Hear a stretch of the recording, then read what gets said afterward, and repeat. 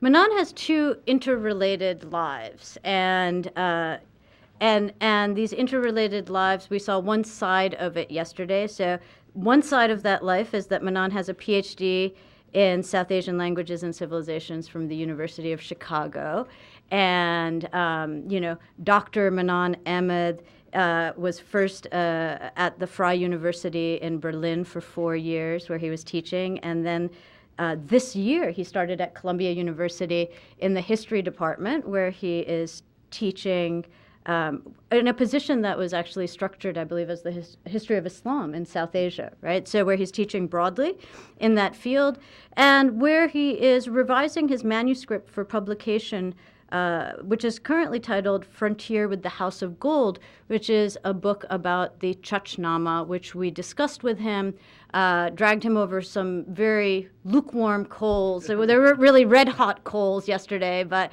we dragged him over some coals, asking him about that work. And that is undoubtedly one stream of Manan Ahmed's intellectual output.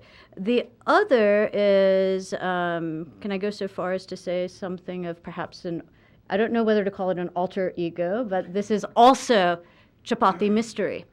And his other life is as a blogger, and it is where he is, I must say, both prolific and intelligent and provocative and political, and all of the things that actually make you want to read somebody.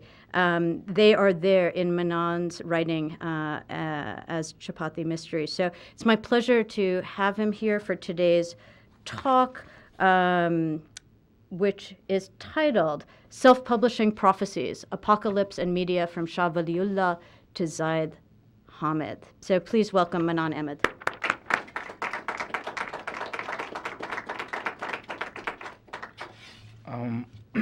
Thank you so very much. I really want to thank Farina and Aswin and Zilka in the Center for South Asian Studies and the Islamic Studies program for having me here. It's been a really instructive, lukewarm, coal dragging yesterday, and I hope that some of this that I present, which is also part of a manuscript in progress called Frontier with the House of Cement, will be instructive as well.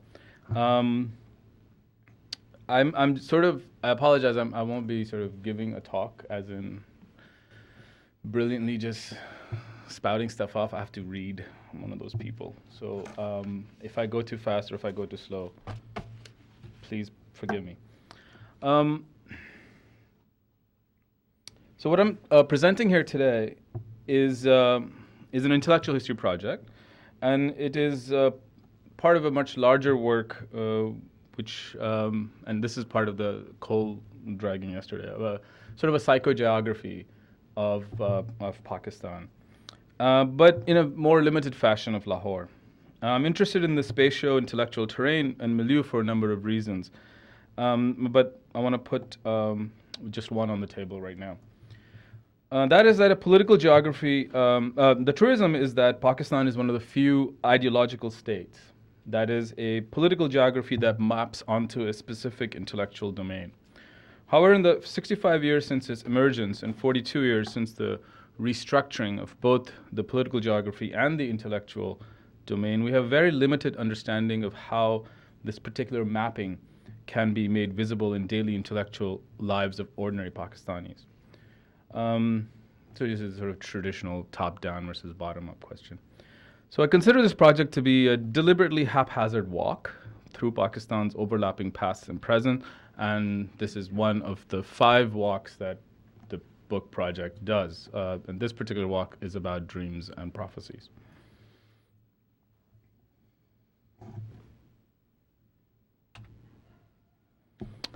The man who stood up at the end of the Sufi halqa to address the gathered was in his mid-50s.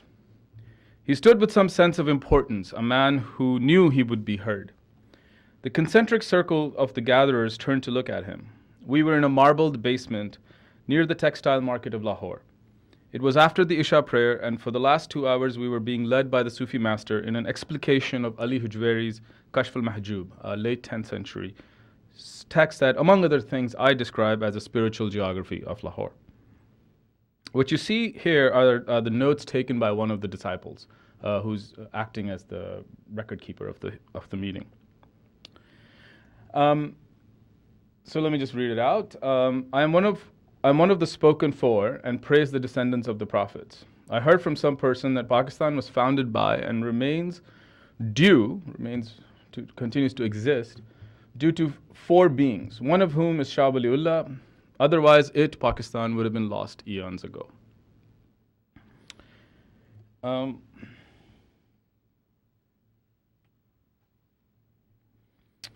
Here's a column from 2010, which makes a very similar point about a prophecy being invoked. And I'm sorry, did I put the date on the last slide? That's from 2012.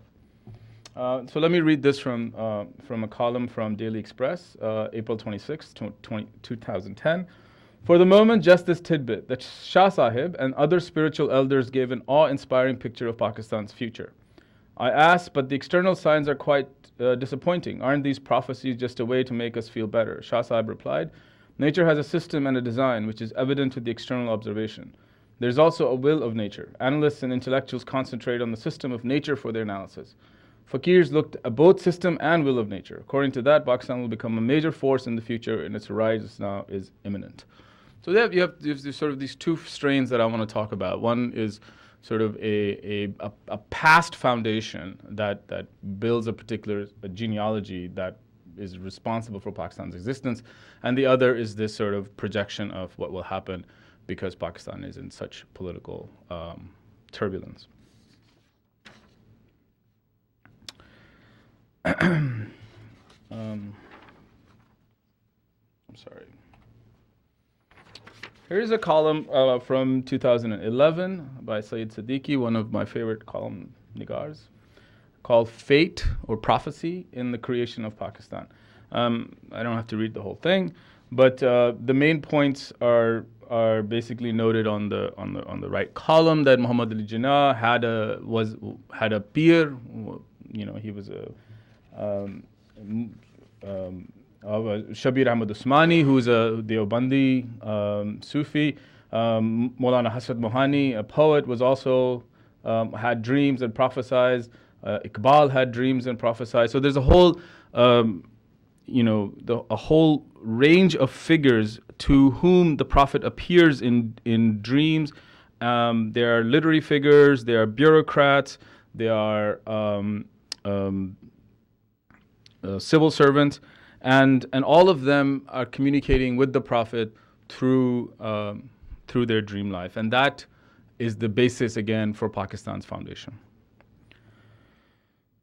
And again, the connection, that thread between these 3 is Shah Waliullah, Pakistan, prophecy, dreams, and then the contemporary public sphere. So this is basically the domain I'm trying to understand, and I'm going to try and give you guys a little hint of what's going on. My research in prophecy begins with an attempt to understand the genealogy and topology of this particular idea. This thread of prophetic link between Shah Waliullah and Pakistan. To trace this out, I will of course discuss Shah Waliullah and prophecy in general, but I will also take us into the realm of cultural meaning, that discursive space where prophecy and prophetic speech plays a political and public role in contemporary Pakistan. My notion is that political speech in North India in the 19th century, specifically since Waliullah, is imbued with the messianic, and that in Pakistan, post-1947, building on this genealogy, it crystallizes in public spheres as prophetic speech. So there's a distinct difference between messianic speech and prophetic speech. As things often turn when it comes to Pakistan or the East, I need to add that I'm not making an exceptional claim. My signpost for reading this history in the 19th century is German Jewish thought, stretching from people like Moses Hess to Walter Benjamin, in response to the crisis of 1848 and then the 1930s. Here, the role of the messianic figure, the prophetic voice, following Benjamin, is a figure predicting the past. And I think here we're going to see something that's a little bit different. So the talk is sort of laid out in 3 broad sections. I'm going to talk first about this concept of dreams and prophecies and how we can try to understand a longer genealogy of them. Tayyib al-Hibri, in his Reinterpreting Islamic Historiography, points out that The dreams in Tarikh work as embedded narratives containing symbolisms, illusions, innuendo, symmetry, and intertextuality works both as a commentary on the historical text, but also as gauging the opinion of the reading public. This work of interpreting such narratives was already highly systematized by the 10th century in Islamic thought. Hence, Al-Khalal's Tabaqat al-Mu'abbirin, a work written before 1000, lists over 7,500 dream interpreters, that, in the biographical dictionary. This is no surprise, since dream interpretation and its link to prophecy plays such a crucial role in the Quran, where the story of Joseph highlights both the narrativity of dreams as well as the ability to correctly interpret it. So in the Quran itself, this link is absolutely... Hence, a number of Greek and Sanskritic Onerocritica were translated into Arabic in the mid-9th century. The social, political, and cultural value assigned to the dream and the dream interpreter becomes apparent when we look at the earliest surviving text of this sort, which is Al-Qadri with Ta'bir, written by Al-Dinavari in 1031, which was dedicated to the Caliph Al-Qadir Billah, and of which we have 25 extant manuscripts, so huge circulation. The translation of both Greek and the translation of Greek and Sanskrit texts dealing with dream interpretation have one very, very specific caveat. That is the dreams in which the Prophet himself appears. Now, the big difference is, for any other dream, you can read symbols. A bird symbolizes X, Y, Z. But what happens when the Prophet himself walks into a dream? The Prophet cannot be interpreted in the same way. So the first three hadiths in Sahih al-Bukhari, the compendium of hadith, one of the major compendiums of hadith tradition, attests that the revelation itself arrived in a dream to the Prophet. And hence, the Quran shows in a number of contexts, dreams and revelation are intimately tied. And this relationship, this intimacy, is revealed in the tradition where the Prophet claims, expresses that any pious believer could see the Prophet in dreams. Right? So there's no theological bar that you have to cross to see the Prophet in the dream. And here, this is again very, very important, and that Satan can never take the form of the Prophet in the dream. So if you see the Prophet in the dream, it is the Prophet in the dream. And if the Prophet is in the dream, you can be anyone. Any one of us could see the Prophet in the dream, and the Prophet is the Prophet, right? So this is very, very democratic. However, dreams that contain the Prophet are a very, very small subset in all the manuals of dream compendiums we have until the 16th century. It's not a very common thing to find in these texts. It's quite rare that the Prophet himself appears in compilation literature. So you have Al-Zawawabi's 16th century compilation of dreams. There's only 15 dreams that mention the Prophet directly. The larger part of symbolic presences in dreams belongs to the Sufic register. Since the early 10th century, going back to the reason I was in that Sufi halqa for Al-Hujwairi's Kashf al-Mahjub, you have a lot of spiritual guidance, that spiritual linkages, spiritual legitimacy that comes to you via dreams. So you have a lot of figures who become anointed, who are given specific sacral power through the dream with other figures. So that's sort of the dream part of it. And I'm going to just turn to the prophecy section on this. Prophecy is a subject, again, that has occupied, a lot of people, from James Fraser to anyone else. And I don't really want to sort of go into like a lot of, where I put down between Naibhar and Martin Marty and all those stuff. So let me just tell you what I think my working definition of prophecy is. In a remarkably astute New Yorker essay titled The American Millennium, written in 1985, Frances Fitzgerald sought to explain the narratives that governed American foreign impulses. Speaking of Ronald Reagan's message to the American people, she writes, quote, "There was an aesthetic to Reagan's world. Instead of a chaotic mess there was a storyline, a single sweeping arc of narrative that bound all events together and made sense of them. Even if the story was not true in every particular, even if it left out the subplots appearing daily in the newspapers, it was surely better than no story at all. Of the many, many academic or popular understandings of prophetic speech, I am particularly sympathetic to this one. It provides one key aspect of the constitution of prophecy, an aesthetically understandable narrative arc that makes events legible as well as understandable.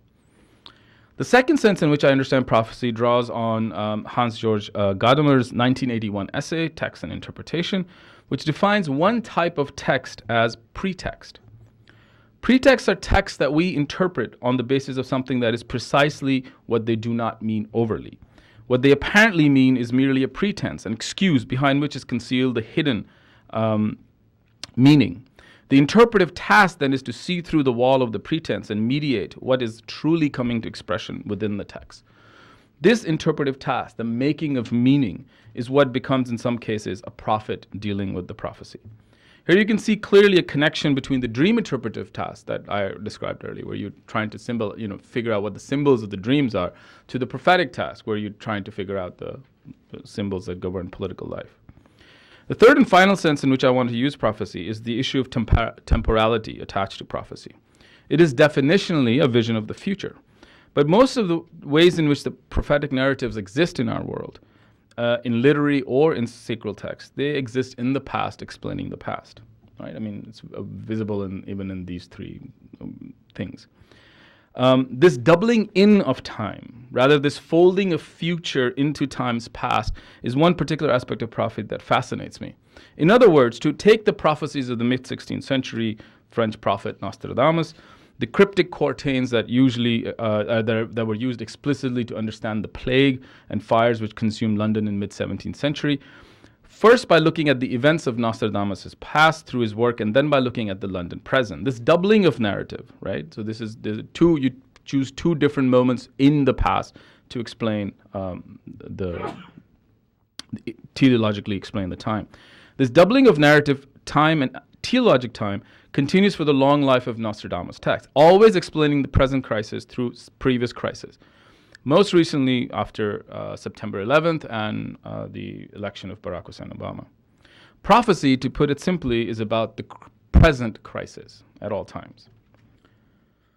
So with that sort of lengthy sort of background, I'm going to turn to the figures that I want to talk about. One of them you already heard a little bit about, Shah Waliullah, whose dates are 1703 and 1762 to 1762. Born in Pulat near Delhi, Qutbuddin Ahmad, son of Abdur Rahman al-Umari, is known to the world of Islamic thought as Shah Waliullah, one of the premier intellectuals of Islamic revivalism. His father was the founder of Madrasa Rahimiyya, the premier theological seminary of the late Mughal Delhi, and a forerunner of the Darul Uloom in Deoband. Shah Waliullah is credited with writing over 50 texts in Arabic and Persian, Hujjatullah al-Bilagha, the conclusive argument from God, being the most prominent. Waliullah's works, teaching, and his biological and spiritual descendants shape Islamic thought in India since his death. His texts have had a very wide circulation, first hand-copied and then with the rise of print culture across Middle East and North African milieus. In 1730, Shah Waliullah embarked on his journey to Hajj. He returned after 14 months, and his very first book, Fayud al-Harmain, Emanations of the Holy Cities, was issued. In the 47 or so, this is a book that describes visions he had in Mecca and Medina. In the 47 or so visions as described by Waliullah, only a handful are noted explicitly as dreams. So already in his text, there is a distinction between dreams and prophetic thought. What is significant here is that almost 26 of the visions and the dreams feature the prophet alone and no other Sufi master. Right? Which is, if you just take a little longer view of dream interpretation manuals, is quite a remarkable shift. It is in Waliullah that the prophet appears to take the sole role of the spiritual guide and not only the role of the legitimator. In the sixth dream, Waliullah narrates how the pen of the prophet is given to him by the prophet's grandson Hassan and Hussein. So the relationship of object within dream then becomes a very, very important key trope. As he noticed, as Waliullah noticed, from that day, quote, "From that day my breast was open for writing books on religious subjects.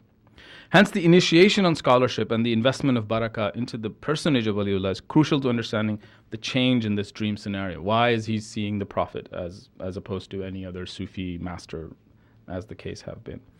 Waliullah arrests the focus of Sufic dreams from tabarrukat, relics, and Sufi master to the Prophet and through him to his own person.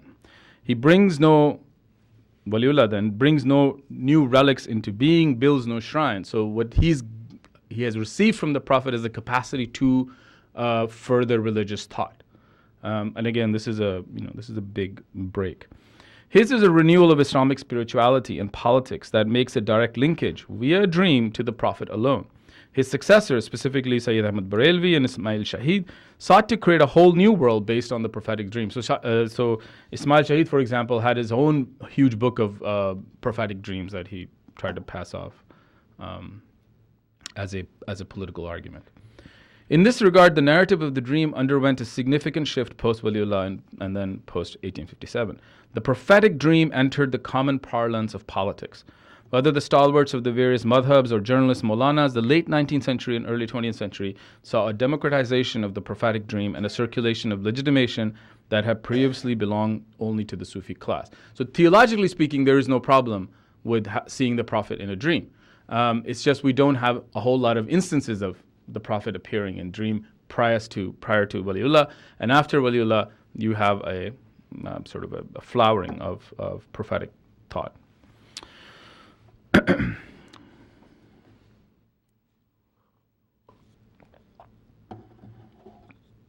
Following Shah Waliullah's linking of dreams and prophetic narratives, the 1857 revolution against British control of North India and the subsequent sack of Delhi resulted in a tremendous output of prophetic sayings. But the event was also fundamental in shaping how political narratives themselves were created for the public consumption.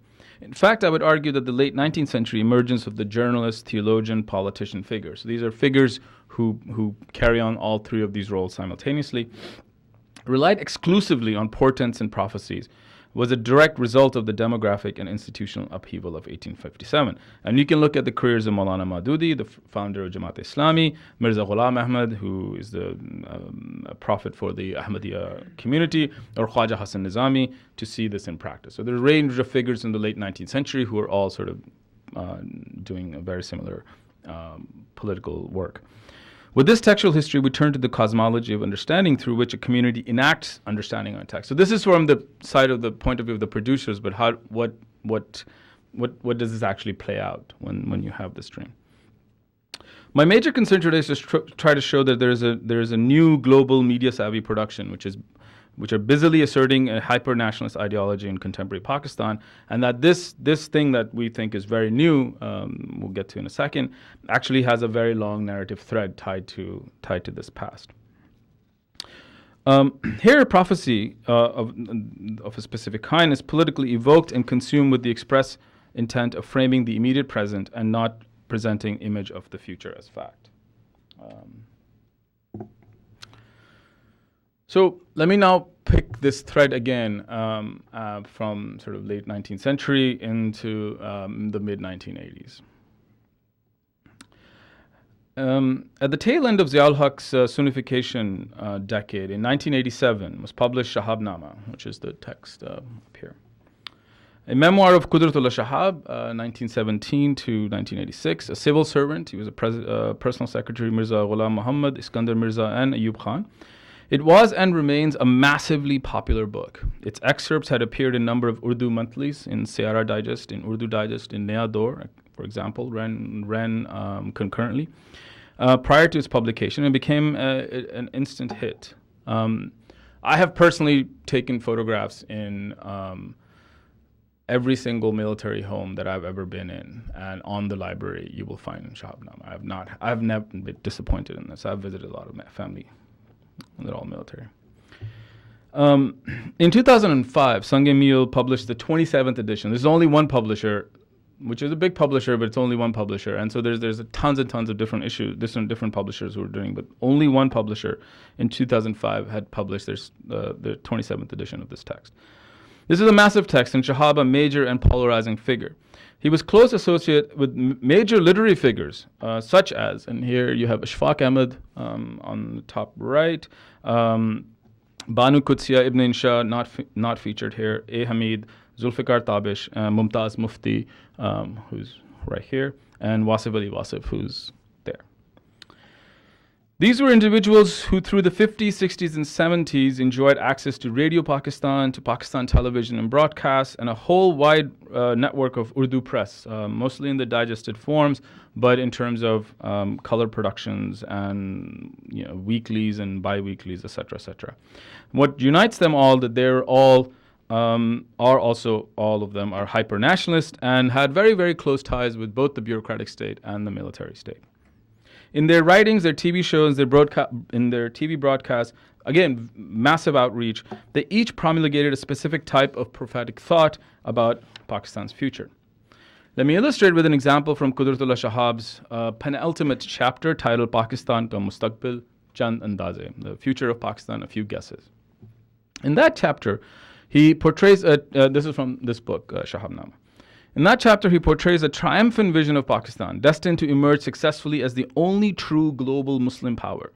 This vision, he writes, is prophetic. And then he says, how did I get this prophecy? In his last chapter, Chota Muh Badi Baat, big talk from a humble person or something like that. He reveals his lifelong correspondence with an immortal Sufi being called 90. 90 lives in the mountains. He corresponds with him through letters, and these letters contain the prophecies that Qudratullah Shahab then is interpreting.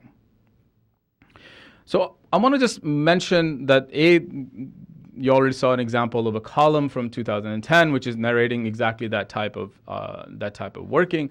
But B, that this chapter in Shahab's book actually is echoed in Ishfaq Ahmed.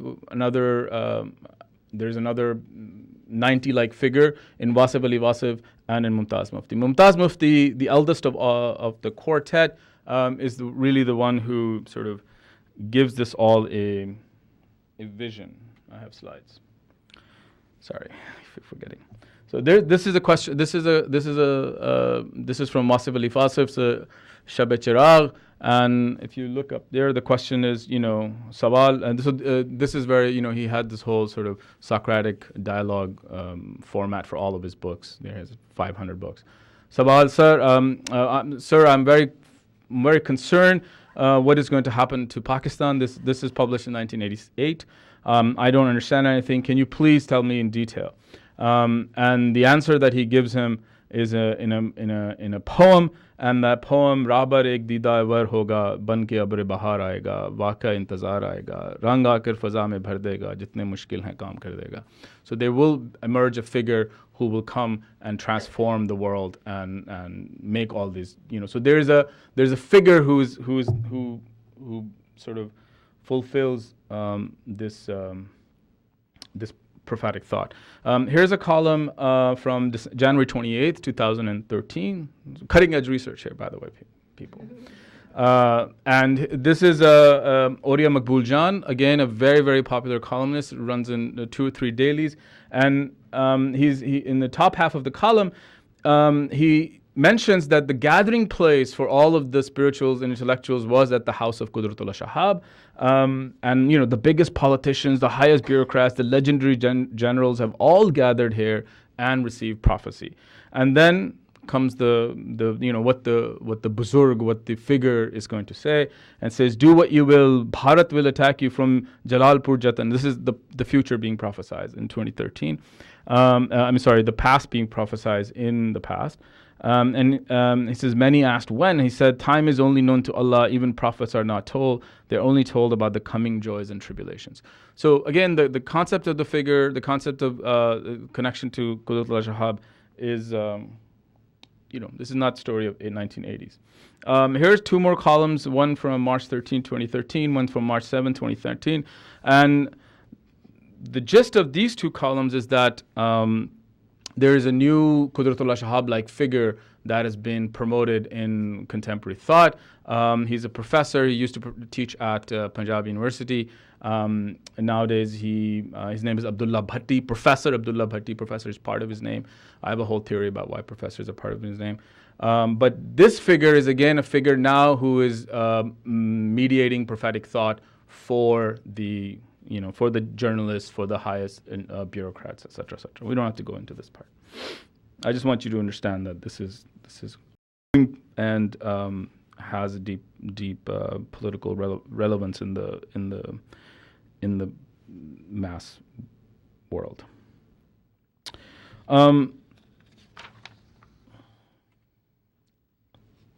So that's one sort of constellation. The figure, whether he lives in the mountains or not, is tied to the prophet himself, comes in the dreams. The output comes out in literary journals, in newspapers, and has a type of balance. So let me just turn to my second sort of figure, Zaid Hamid, pictured here. I chose this for the Columbia talk. I was given this. Much more relevant there. But, maybe the tiger. I should have thought something with the wolf, but not that well prepared. In early May 2008, Zaid Hamid began his TV show with a stark statement. Pakistan was besieged by outside destructive forces, the Jews, Blackwater, Hindus, USA. But a new front in this war was about to open, and this was a spiritual front.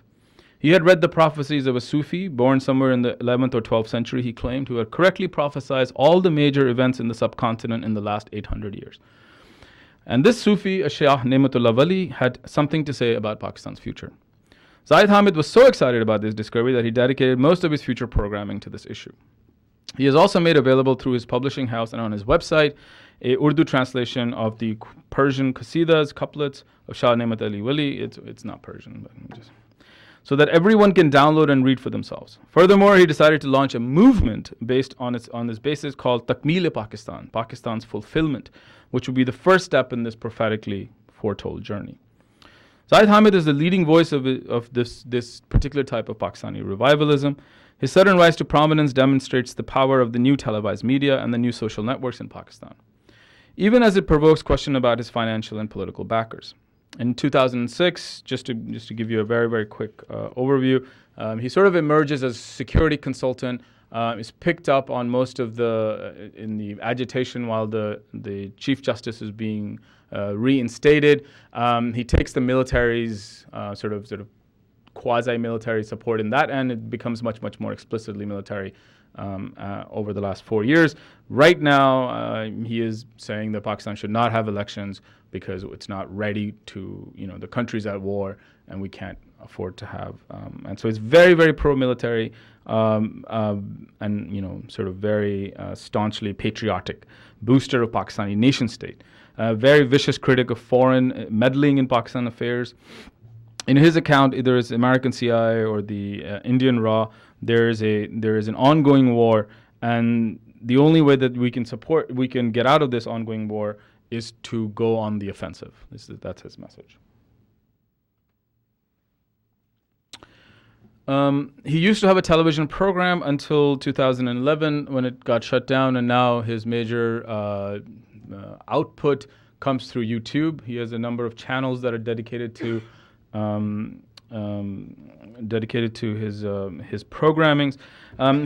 What he does is he also produces hour-long documentaries on the great heroes of the Muslim world, the military commanders who conquered Spain or Sindh or fought the British Empire. Each show ends with the solemn promise that Pakistan could one day regain its pride and fulfill its destiny.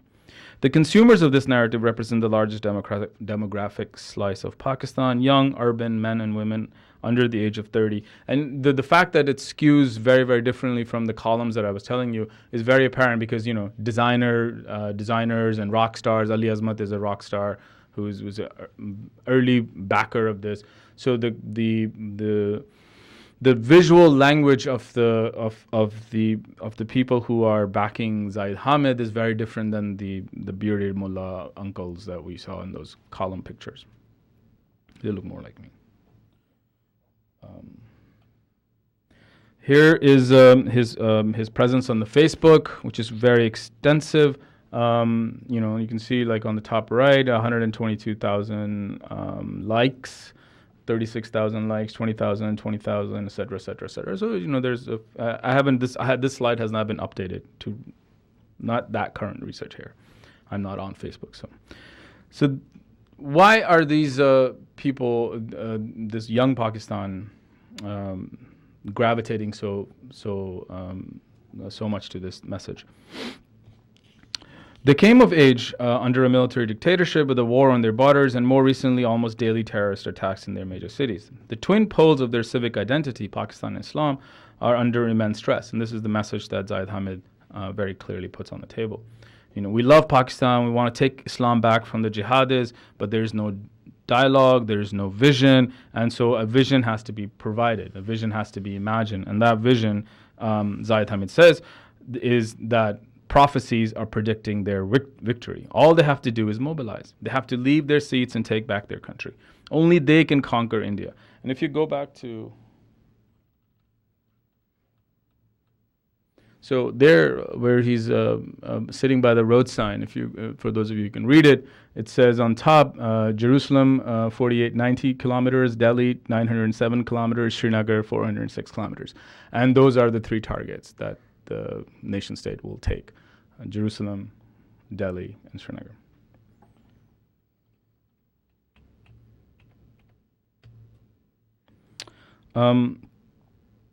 Zahid Hamid's prophetic presentation of history gave to them a Pakistan, quote, awaiting birth, which contextualized the present-day violence, social and communal, in an overtly triumphant narrative.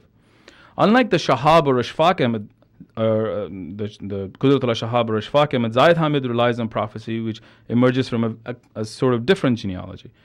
The prophecies, as he says, of Shah Ne'matullah Wali, this Nostradamus-like figure, who is surely a creation, I think, of the post-1857 milieu. So here's all the versions of Shah Ne'matullah Wali's prophecies that I can find as existing in print. The earliest one I could find is from 1948, though there are mentions of it in early 20th century discourse. And those are sort of the 2008 version is the version that Zahid Hamid put out. The first mention of Shah Ne'matullah's predictive prophecies emerges in the aftermath of 1857 revolt.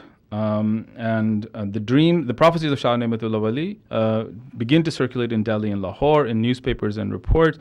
They reach critical circulation in 1947, in 1971, and in 1988. I mean, you can see from the dates of publications of these texts that they're tied to a very particular political upheavals. At each of these rebirths, the prophecies of Ne'matullah Wali grow, mutate, take on new metaphors, and in fact, new languages. They're also contested in some quarters. So here's from the Daily Imroz, 1948. For some days, we're hearing a lot of talk about the quatrains of Shah Ne'matullah Wali. Hence, some newspapers have begun to publish these explanations along with a short biographical statement. Here's from Awaz in 1973. This selection from Shah Ne'matullah Wali, which you have sent from Delhi, Kandil, Karachi, is most probably written after the creation of Pakistan. There's a lot of evidence of it being a forgery. The verses are in Indian Persian, and there are many words which would not exist during the time of the Sufi, right? So there's both wide circulation, but there's also some pushback. Such corrective to the prophetic narratives, though, do not share the burden of explaining the world as seen by the readers and listeners, and fail to take root or to make narrative sense. To put it more starkly, Zahid Hamid's usage of prophecy plugs into a world that since the 80s had already consumed a robust engagement with the triumphalist nationalist Pakistani narrative on the one hand, and his particular uses of Shah Ne'matullah Wali itself draws upon a longer tradition of engaging crisis with prophetic pronouncements. Endgame. I have presented two dominant strains through which to understand the quote with which I started. The notion that Pakistan exists because of spectral and spiritual past, and that they have prophesied its continuance. One of the strains, the prophetic dream, has a genealogy which is literary in its affect and depends for its circulation a media which caters mostly to the middle-class literate crew. There is wide appeal across ethnic and linguistic lines for this strain. The dominant woman-centered group of Farhat Hashmi operates within this strain, where figures such as Banu Qudsiya create a link to the quartet of men I mentioned earlier. The second strain is the prophetic speech interpreter championed by Zahid Hamid, by the likes of Zahid Hamid, which utilizes social media and whose aesthetic is very different. And I want to just play a video here.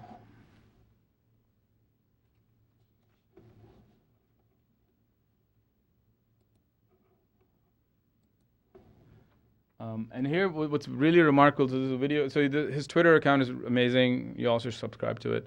What's remarkable about this video is that the prophecy that is going to be featured in this video is being made by the American right wing.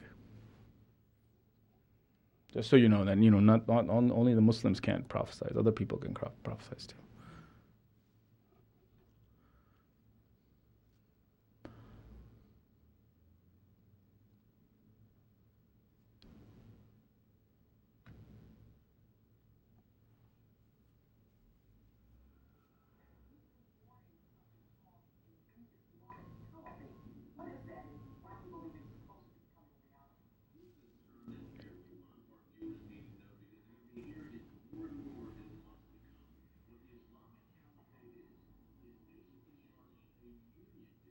Now, the video is taken from, Kingdom, The Kingdom by,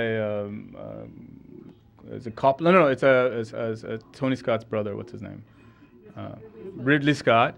And you will see, furthermore, there's video taken from Assassin's Creed and another sort of medieval base. So the video splice is coming from video games and from Hollywood movies. And then the audio is actually the right-wing American media, which is scaremongering on this end, but becomes the prophetic thought on that end, right? So everything that they're saying to scare the American audience, they're predicting to the audience of Zahid Hamid, which I find amazing, right? So just wanted to show that.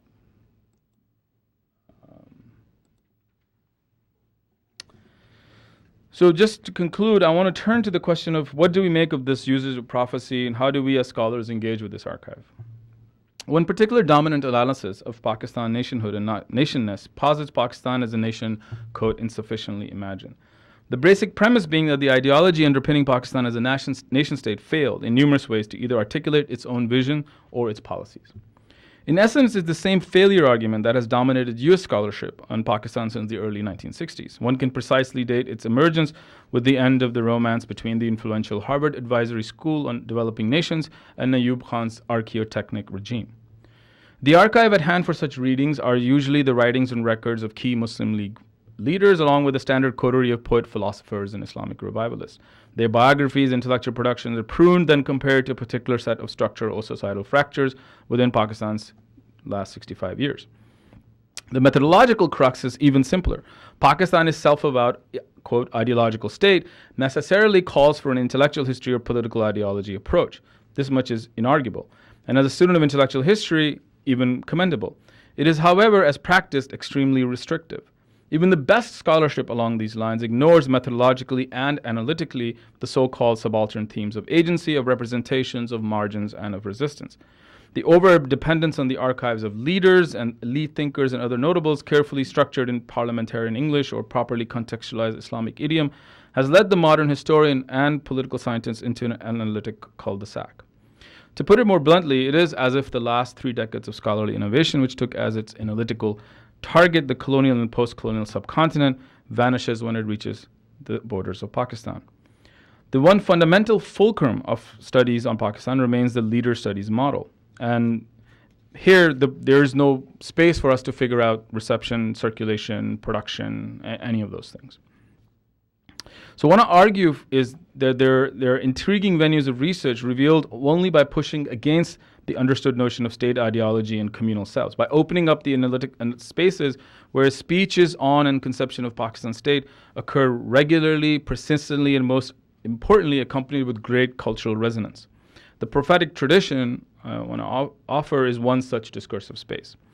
Similarly, while there are similarities in which the prophetic tradition varies in the Sufic or the Zaid Hamid model, so the Waliullah and the Zaid Hamid models overlap significantly, though they are distinct, have sort of distinct genealogies. But what this corpus collectively represents is a discourse conducted and consumed by a wide swath of population. Unlike the official ideology, this discourse is situationally malleable. It continuously exists in a conversation with external events, and this is why prophecy is such a has such life. It continuously exists in conversation with external events. It expands, it contracts, alters the argumentative thread with new contingencies. It is amended. It is even it can even harbor divergent positions. But it is always a grand narrative presenting a shape to the historical terrain, a direction to historical time, and a specific prophetic vision of Pakistan. I've already mentioned this, argumentative thing, and I think I need to say just a little bit more on that. The prophetic and dream narrative, as it circulates in columns, in op-eds, in poetries, in jokes, in satire, in daily life context, is argumentative, with numerous lines of contestations and support. It is enmeshed within other conversation starters, such as very popular conspiracy theories, rumors, myths, and urban legends. This larger narrative, which takes as its focal point the nation of Pakistan, takes as its subjects hundreds missing from the official ideology and situates its own credibility within the agency of the participants in a conversation. That is, that the act of dream interpretation, the act of prophetic interpretation, is a popular act. You receive, and then you're able to, there's agency in decoding the Gadamerean reading. You can figure out the pretext. And so this participant in conversation happening in barbershops and dining rooms, on Facebook and Twitter. And so this is the discursive space where discerning and diffident pictures of Pakistani nationhood lurk in plain sight. Thank you.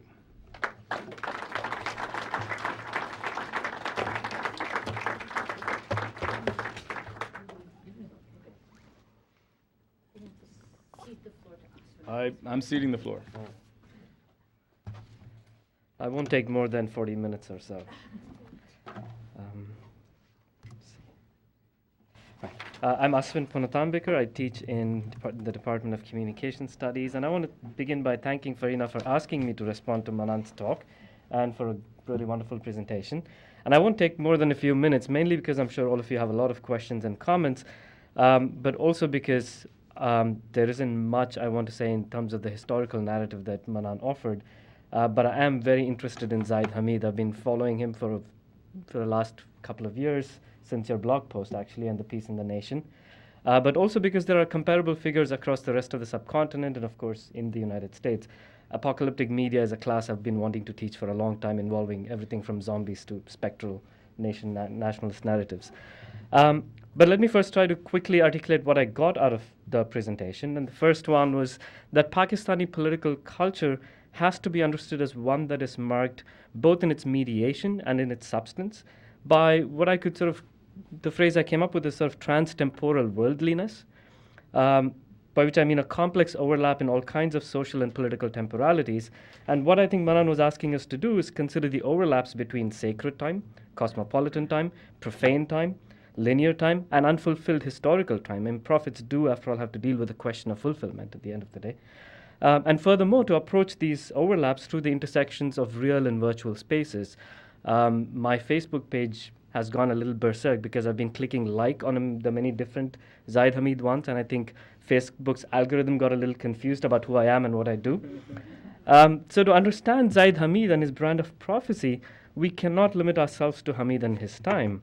What I found most illuminating was the way in which Manan sketched a deep historical horizon for a figure like Hamid. And in examining his place in contemporary Pakistani political culture, what converges are not only different media, but also different cultural and political times and different ethical subjectivities as well.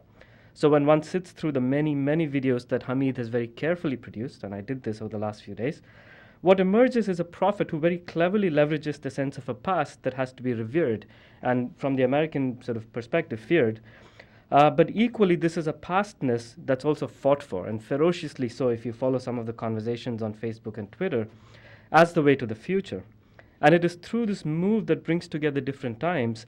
His videos, and I'll show this one video very quickly, it really collapses into a sort of tenseless time. Past, present, future get muddied in very interesting ways that a figure like Hamid is able to offer solutions for the present.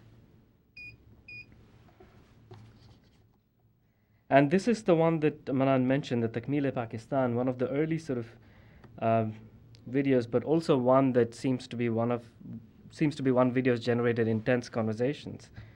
And you get a sense of the way in which they draw on different historical moments and bring everything together.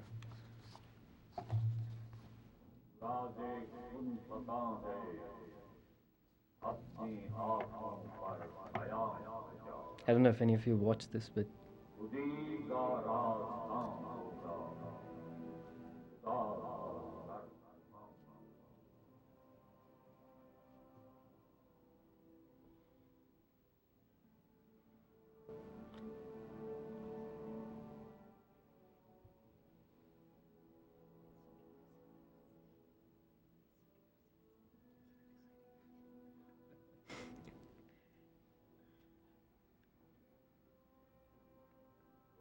अंदाजा कर सकता है उसके जोरे बाजू का निगाहे मर्द मोमिन से बदल जाती है।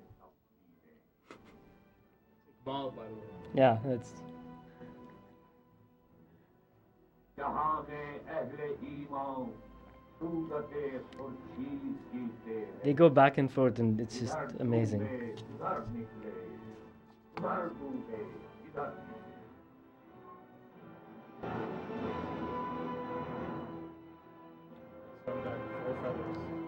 Yeah, so yeah, Four Feathers, Assassin's Creed, you name it, it sort of all comes together. But so I'll leave the historical sort of dimension aside. It's not my thing. There are several others here who can talk about that in more informed fashion. But I'm very interested in the doubling of time that you mentioned.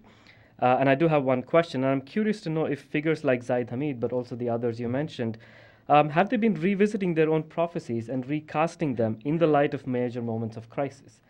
So I'd like to hear a little bit about what kinds of prophecies they refigured after, let's say, the lawyer strike in the last 4 or 5 years.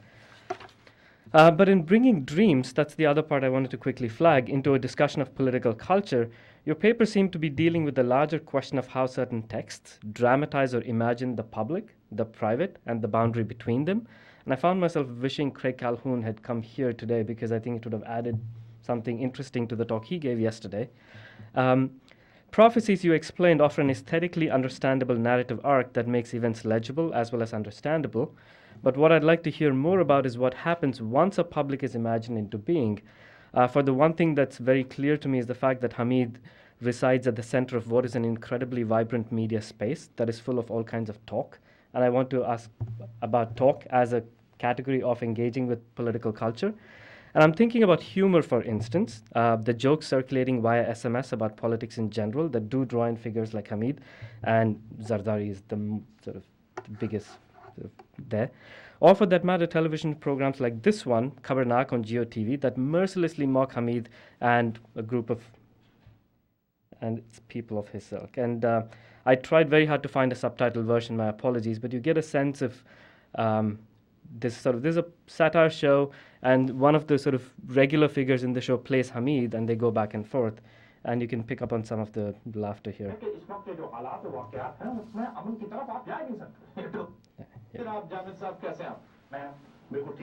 मगर जो सब मुल्क की हालात हैं वो अगर आप उसको अच्छे तरीके से आप उसका जायजा लें तो वो बिल्कुल भी ठीक नहीं। ये मैं आपको बता दूं क्या हो गया मुल्क की हालात, इसलिए मैं यहाँ पर बोल रहा हूँ और मुझे डिप्रेशन है, फ्रस्ट्रेशन है और मेरा बस नहीं चल रहा कि मैं पता नहीं क्या करूं। कोई अंका आश्ती का कोई पैगाम देना चाहिए। सर कामदी गल पूछो, उन्होंने पूछो भी जर्दे दी देख के बादाम कितने पैसे इन्होंने पूछो हलवे दी चीनी कितनी पैसे चाहे बगैर देसी मुर्गी बिठाउन बड़ी बात असल ये है कि इस वक्त के जो हालात और वाकयात हैं उसमें अमन की तरफ आप जा नहीं सकते। टोपी नालो पिंड चिड़िया फट गई। इस वक्त जो सूरत हाल है, देखिए बदतमीजी ना कीजिए, भाई बात कर लेने दो, ये कर लो। इस वक्त की जो मौजूदा सूरत हाल है उसके अंदर आप अमन आश्ती का सोच भी नहीं सकते। मेहमान अली सब चाह बना के बेचड़ इस वक्त की जो सूरत हाल है इसके अंदर आप अमन अमान का सोच भी नहीं सकते। दुश्मन आपकी सरहदों में खड़ा, आपको चाहिए कि आप उसे घेरें और चारों तरफ से घेर के आप उसको फांसला करें। तो चारों तरफ से कैसे घेर लें? इंडिया को पीछे से पड़ जाए, ये ना करें ना, मतलब आपको घेरना तो आप तारीख का मुताला करें, हमेशा चारों तरफ से ही घेरा जाता है। असं इंज नहीं घेर सकते, असं इंज जरूर घेर सकते। There's many of these on YouTube, so you should explore them on your own. But what I wanted to ask Manan, by way of another sort of question, in addition to the question about the public, is talk. And in much the same way that you did at a textual level when it comes to dreams, could you situate for us the forms of talk that currently mark political culture in Pakistan within a longer historical trajectory? Do you see long-established forms of satire and parody informing this moment as well, and in what ways? And I ask this because it becomes clear that Hamid, or for that matter any prophet at this moment in time, just isn't in control of the communicative context whatsoever. Once the video is out, they lose control pretty much of how the talk then spirals out into many different directions, and in quotes, the political nature of it shifts by day. But I'm asking the question about talk because I'm also interested in figures like Farhad Hashmi that you mentioned, but even more to widen the sort of space here, Begum Nawazish Ali, the drag queen who hosted a very popular political talk show that was eventually cancelled.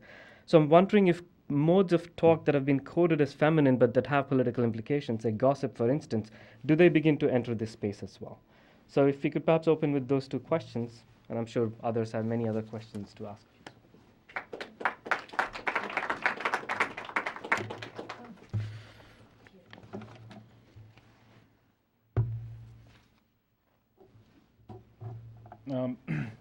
Thank you so very much. I don't think we need this, do we? Do you want to? Yeah. Here, it's right here.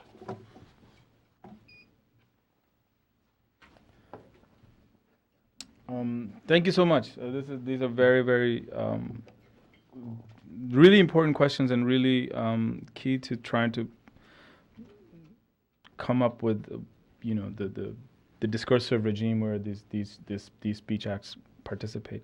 So let me just talk about the long form of talk, and I think that's why where I started was one form of talk, the halqa, the gathering, which happens at a regular interval, and in which questions of class and access to space are dissolved. This is a segregated gathering, but it's mic'd up on both ends, so the female half and the male half can hear the conversations, and so this part of talk where you give testimony and then it's very it's very much like the descriptions in these various columns.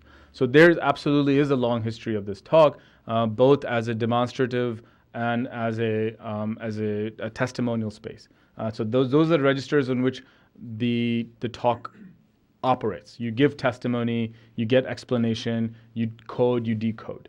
The other talk that you're highlighting happens in the aftermath of these videos. The talk that is the rumor and the gossip and the conspiracy, that is what I refer to as the argumentative space, where it's a completely malleable narrative that is being shaped continuously by the events that continuously are happening. So the prophecy doesn't actually stand still at any point. So linking back to your question about what happens to the prophecy when change happens, actually nothing. The prophecy is almost always malleable. So it never cements itself into, and this is true from sort of the Nostradamus case, but I had something. This is from 1991.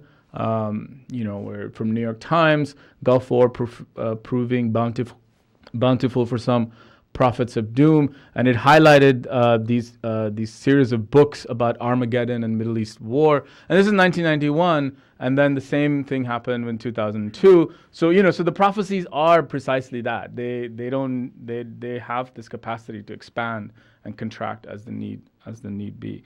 The other thing that I just want to quickly just mention is, I think the most crucial question, one that I am trying to get at, both in methodologically speaking and also but ideologically speaking in my paper, which is this question of the imagined public. The public that comes into being once this conversation, this prophecy enters public space. And I think that here this is where the real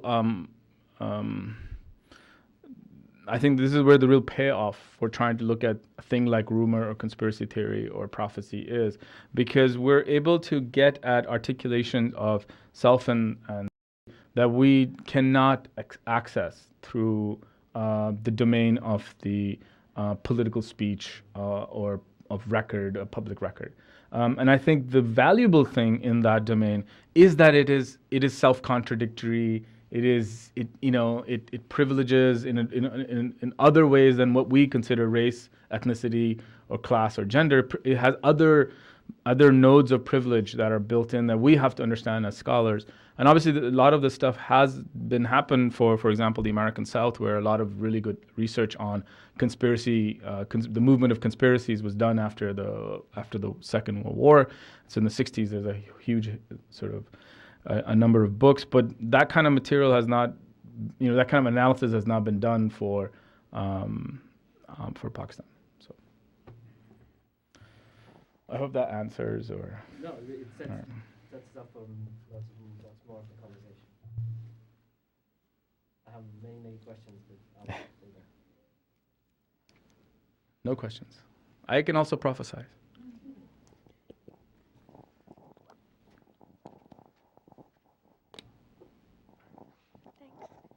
Hi, thanks a lot for that really fantastic talk. I really enjoyed it. And I guess, I don't know how important or if this question makes any sense, but I'm wondering about heresy, and I'm wondering if there's any role of heresy in these prophesizings that you've been seeing over the last also a kind of a longue durée history of heresy in relationship to these kinds of prophecy, but also a more located and a more national history of heresy in relationships to these kinds of prophecy. And does that give you another side of these patriotic prophecies that you've... Absolutely. And so if I was to write a history of Pakistan, which I'm not, but if I was to write a history of Pakistan, the foundational act would be, from my understanding of the political Pakistan, would be the anti-Ahmadi violence that happens in 1951.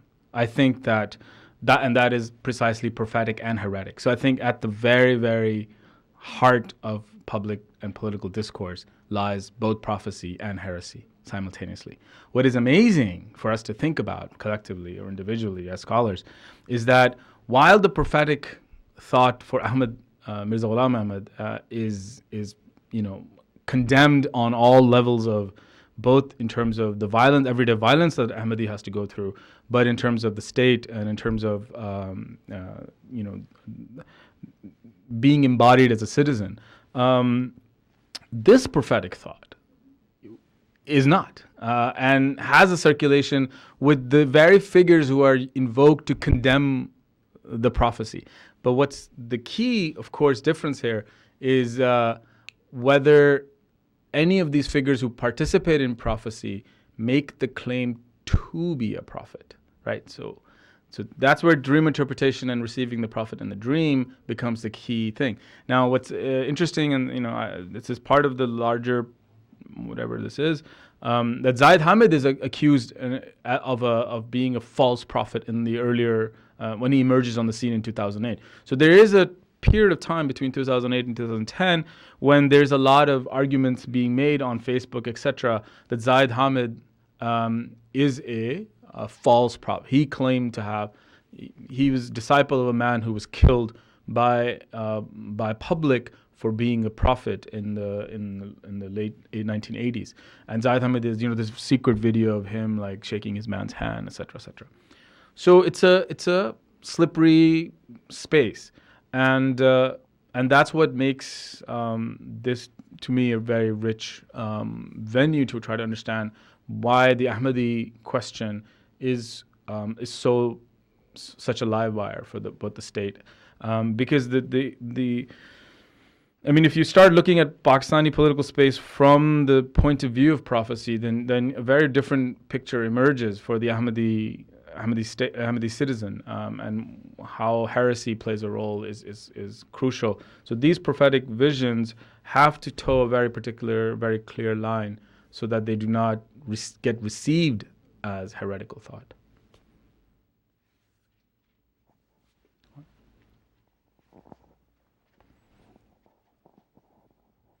This was 2004 when the 1991 prophecies got repackaged for the Iraq War. So, yeah, well, thank you so much for this really illuminating talk and the issues that it raises.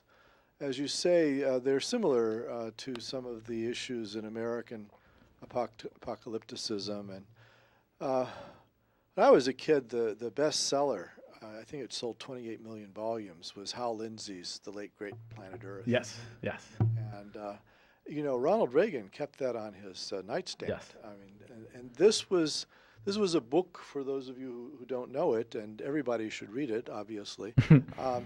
It was a book of trying to read the Cold War, the competition with the Soviet Union and the dangers of a nuclear confrontation with the Soviet Union through the Bible.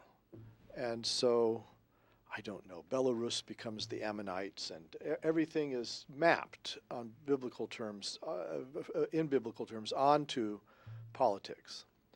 And of course, one of the reasons the book is no longer well known is that that particular issue has now faded, and you have to map the Bible now onto the Islamic Caliphate or whatever the new thing is. I suppose North Korea is next. But it's not an infinitely malleable discourse. It is historically bounded. And it is an attempt to, I think, I mean, social psychology has declined as a discipline to the point where, I mean, it doesn't really exist anymore. But I took undergraduate courses in it. I still think it has something to tell us. But surely this is part of a way of dealing with political anxiety. Mm-hmm. That's what's going on here. Is it by reading political anxiety through scripture or through a spiritual poem or mapping it onto these things, first of all, you allay the anxiety by giving the bigger narrative. Yeah, it's a bigger narrative, but also like it's preordained, and why worry about it, and then you can understand it, because what's going to happen is very clear. I mean, the Ammonites, are going to be defeated, and I think Hal Lindsey predicted that there would be a kind of Armageddon when the United States and the Soviet Union would actually go to war in the Middle East. And while prophecy is very difficult to disprove, and as you say, there's an attempt to be vague and so forth, that particular one, I think we can safely say, is not going to happen. So I guess my question in Pakistani terms is, I'm a little bit surprised by Shah Nematullah Vali being the point man here. I mean, do they know that he was like the founder of the Nematullahi Sufi order that became established in Hyderabad? And I mean, it has a South Asian dimension. But where is the poor Quran? I mean, surely it's the one that should be telling us about, Blackwater and all of these issues in contemporary politics.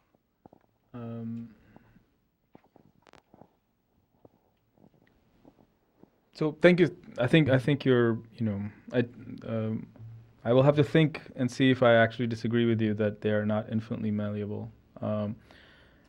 But the Late Great Planet Earth, and then the Left Behind series that becomes popular in the late 90s that I read as an enterprising scholar of apocalyptic thought. The Quran is a very interesting absence, and this column from 2011 is actually quite an amazing, gives us sort of an answer.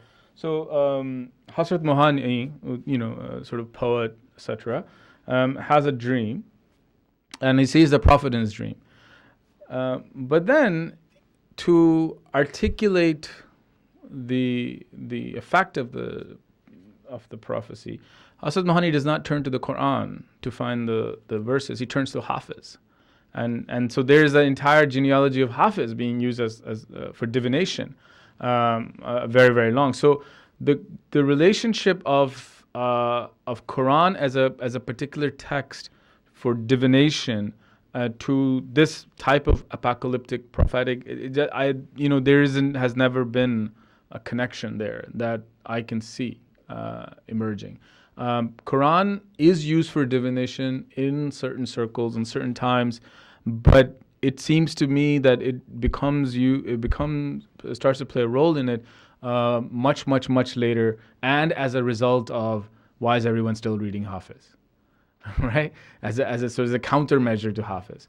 But if you look about because I am very interested in the question of body in space, if you look at the way in which the Quran enters the physical environment of the room in a South Asian house, it is a very static object, and it's an object out of your reach. And to incorporate it into a argumentative space, right? Like where you are, it's hard. Everyone has to be ritually pure. You have to have this whole, even in the Sufi halqa that I mentioned in the beginning, the Qurans are not around. I mean, the Qurans are stored away at the edges of the halqa. People are not, they're not materially in touch with the Quran at any time. So there's a little bit of circulation question with the materiality of the Quran that I think doesn't lend itself that easily to divination, the type of divination. Of course, it happens. Most prominently, those of you who are South Asian would know that when the marriage happens, the future, the bride to be is often in North India, particularly, is often given a divination from the Quran, which I don't know, probably has some tax-related issues in it. Thanks for a great talk. I had a question about, I was interested.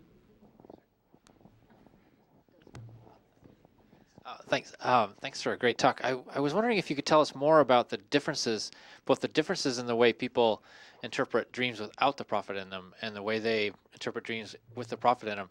And I was also thinking about so they say that they don't have to interpret the dreams with the Prophet. Right. But what are they, it sounds, I'm just thinking about work on literal interpretation of the Bible, for example, where a lot of Southern Baptists are saying they don't interpret it, they just find it. Yeah. But you can actually find a set of interpretive procedures that so I'm wondering, how actually do they give actual texts of encounters and then interpret them? And do other people argue about the interpretation even while they're saying that there's no interpretation? Like, how do you interpret something from the Quran? Like, I mean, from the Prophet.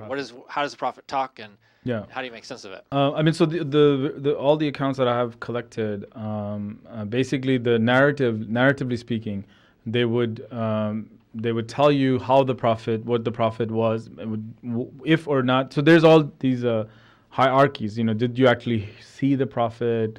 Was the Prophet visible? Was it all of him, little of him? Was it a booming voice, or where did he come to your living room? Were you in Medina, etc., etc.? So there's all that. All of that is available for interpretive modulation. Yeah. What isn't interpretive is because the Prophet is mostly going to just make a prediction, and that Pakistan will be great, India will fall, whatever the case may be, which is a declarative statement. And that is truth. You cannot interpret it, because Satan cannot take the question of coding becomes that how do you understand the true intent? And with the Prophet, the subtext in the text is the same, right? The true intent is in the word itself. So there's a lot of attention to the exact wordings, right? So in that sense, it becomes a literalist textual rendering of the Prophet. But the entire sort of the dramaturgical space in which he's appearing is a symbolically interpretive space. And that's where, so the prophetic dream, that's where the interpretive act happens. It doesn't happen on the speech, but in the surrounding. And even in this column with Hazrat Mohani, he starts with, I saw the Prophet. Prophet came to me in a dream. Prophet came to Iqbal in a dream. Prophet came to, Jinnah in a dream. Prophet told Jinnah, you got to go back and start Muslim League, right? So Prophet told Iqbal, you got to do this. So the Prophet is issuing orders and commands as a Prophet needs to. The interpretive act that Mohani does with Hafiz is to figure out what the discursive space is within which he needs to communicate what he's heard, right? And this is the highest degree of, whereas the Prophet actually doesn't articulate anything. It just sort of the mind meld kind of thing happening, if that makes sense. Thanks, Manan.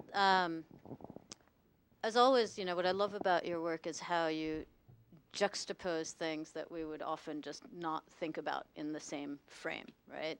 But I guess the question that I want to ask about that is, I think it's really a kind of an amazing insight to be able to think about some of this contemporary stuff with the kind of genealogy that you have.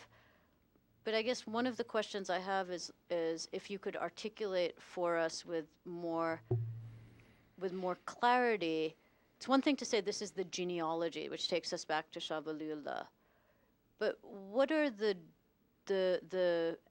if we try and look at the two ends of the spectrum from Shah Waliullah to Zaid Hamid, what are the fundamental differences in what's going on in this use of prophecy, and to what extent does you made the point about the inability to control in our new.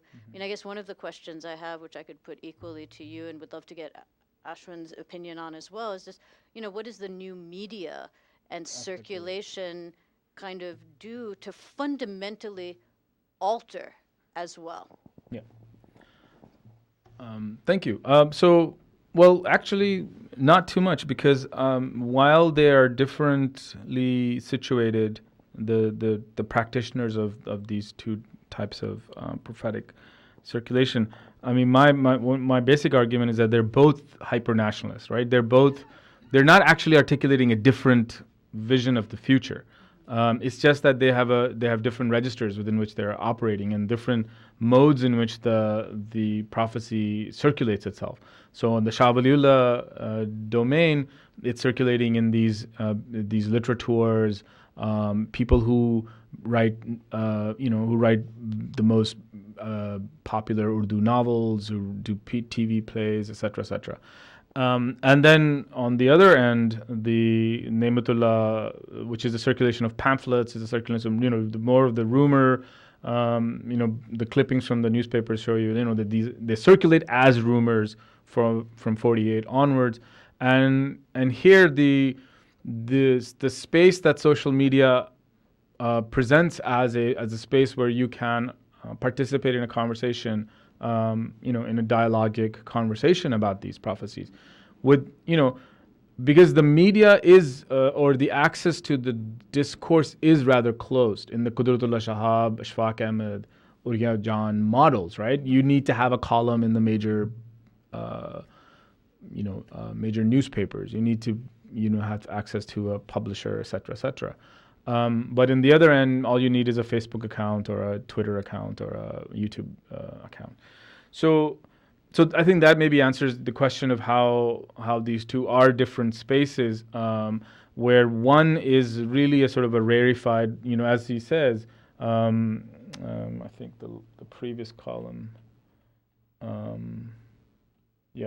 the biggest politicians, the highest bureaucrats, the legendary generals have all gathered, right? So that's the claim fundamentally on this particular strain.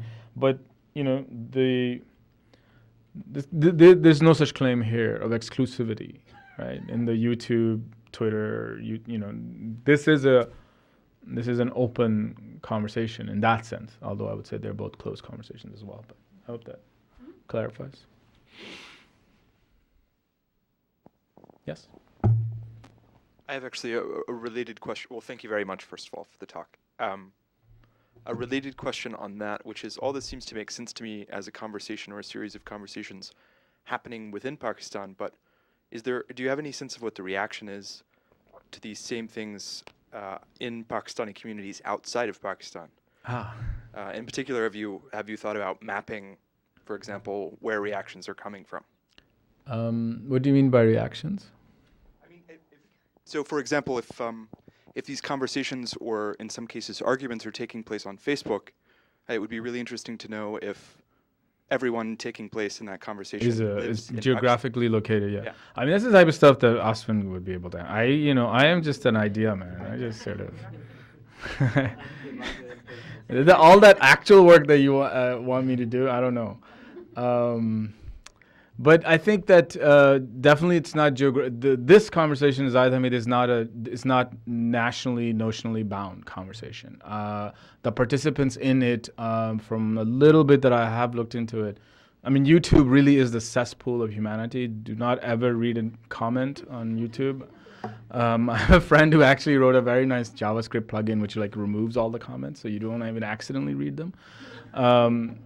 But I've spent some time in them.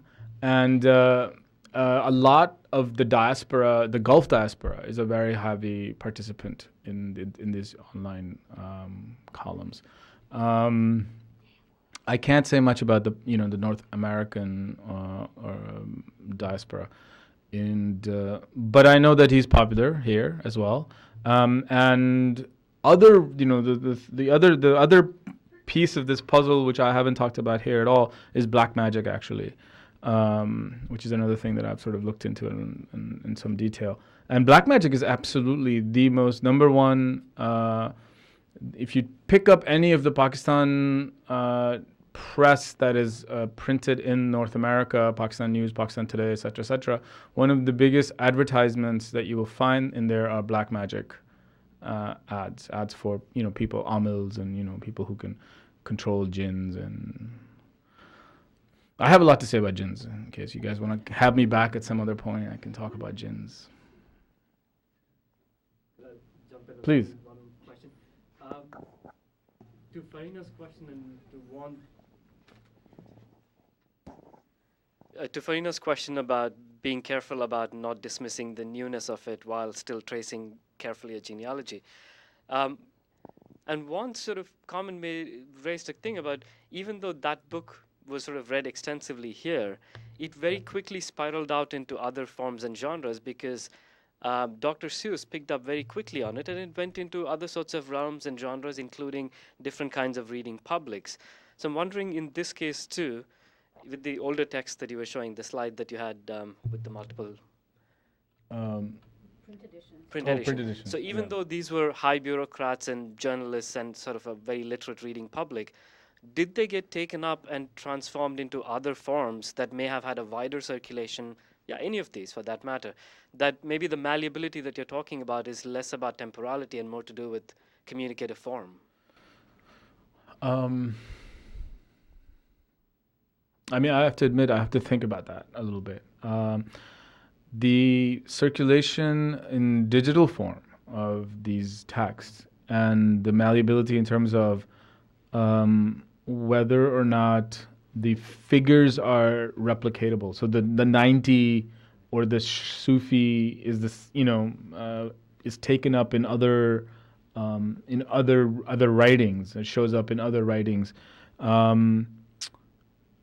would have to sort of do some work to try to answer that question. I can answer one question, that the notion of the writing a letter to a figure who then, so having a letter script as a basis of your communicative act, the prophetic communicative act that Shahabnama introduces in his thing is a much older, has a much older, much deeper genealogy, and has a very wide circulation contemporarily. So I know a number of people who write letters to invisible beings and then receive letters back, and then those letters are read for prophecy on a very, very personal level. So it's a micro prophecy or customized prophecy, I guess it would be better. So definitely some of these things from even these high literate texts are circulating out and about. But I think the question that you're pointing at would be interesting to figure out if there are literary figures right now, not these 80s generation, who are evoking these same types of genealogies. And I think that's a very valid and good question. I'll try to see if I can do something about that. Thank you. Please join us in thanking Manan Ahmed for today's talk. Thank you so much.